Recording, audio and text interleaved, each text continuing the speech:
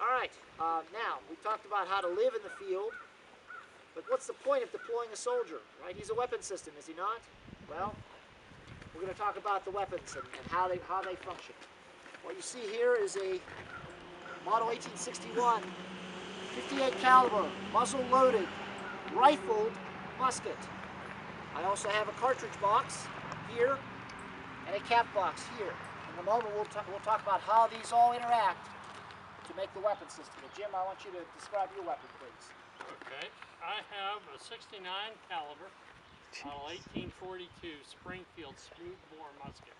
Smoothbore is a key word there. Unlike his, which is a rifled musket, has grooves all up and down the inside of the barrel. I have no such animal in here. It's all smooth. It fires a lead ball combined with some buckshot. It's the term buck and ball. And you can also see there's no sight on this barrel. I do have a sight. Blade sight in the front, notch sight in the back. See, I have no sight because the effective range of this weapon is only about 75 yards. And you can hit something at 100, or probably not what you were trying to do. This weapon is sighted. This weapon is good out to about 500 yards. It's probably a better marksman than most soldiers, or more accurate weapon than most soldiers knew how to use. Frequently, they did not.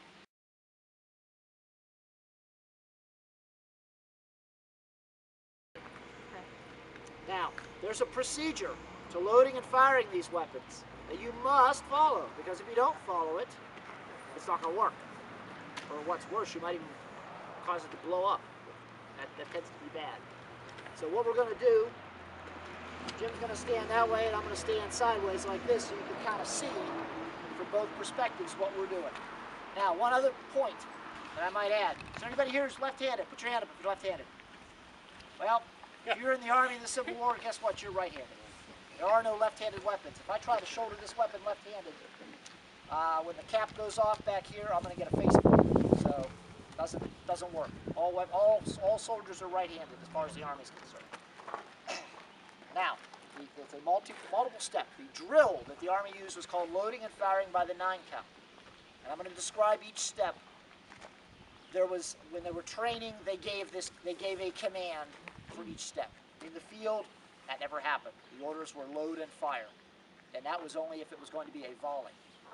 If you were firing it independently, the only order was going to be start and stop.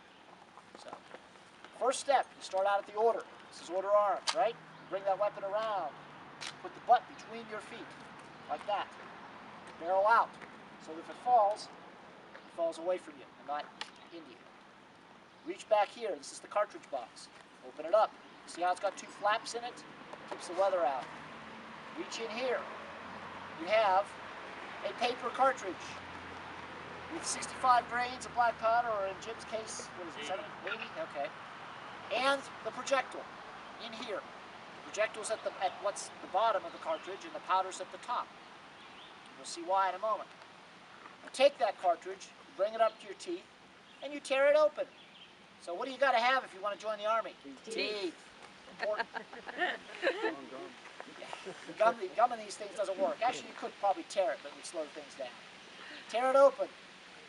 Pour the powder in. Now what's at the top of the cartridge? The bullet. I'm going to pour the powder in, push the paper and the bullet in with my thumb. Now I'm not going to do that because I'm not actually going to trigger this thing off. The South Mountain Inn probably wouldn't like that. It's not a live round anyway, but still. So you've got that resting right here at the crown of the muzzle. Next step, take this ramrod out. Okay, now you'll see this ramrod has a little concavity at the tip. That exactly fits the nose of the bullet. We'll talk about the bullet in just a moment. Take this ramrod, push that round all the way to the bottom. Easy to do when it's clean. Not so easy to do after about 10 rounds. Black powder is filthy. Anybody who's ever done black powder hunting or has ever fired one of these things will tell you they foul pretty quickly. Push that down until it's seated. Next thing, you want to pull this ramrod out, don't you? Because you're going to need it again for the next shot. And you want to put it back in in this little channel called the pipes. Because if you just drop it on the ground, well, suppose you forget it. Then what? Now, are we ready? No, we are not ready. The next step, bring the weapon up. Go to half cock. Are you familiar with the term going off half cocked? A weapon that goes off half cocked is malfunctioning. It's defective. You see how this weapon, the hammer will not drop. I'm squeezing the trigger and the hammer will not drop. It is at half cock. That is the safety for this weapon. Reach in this cap box. Inside this cap box I have caps. Copper percussion caps. A little bit of a chemical compound in it. Then they used, what did they use? Yeah. Fulminated mercury. Frankly, I don't know what's in this now, but it's like a kid's cap gun. Okay, when you strike it, it makes a spark. Set that on this little cone here. I don't know if you can see, but the cone has a hole in it. That hole, when the cap is struck by the hammer, that hole is where the spark goes down, goes in and sets off the main charge. Fits right on there.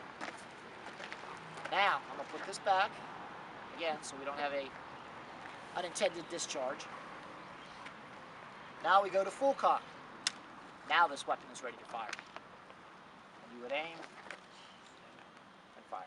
Bang. You have to do that every time? Every time, in that sequence, without fail. You say that a good man could load and fire 3 rounds in a minute. Oh my God. Wow. Now, Of course, now that's standing there with nobody firing at you. not always the case.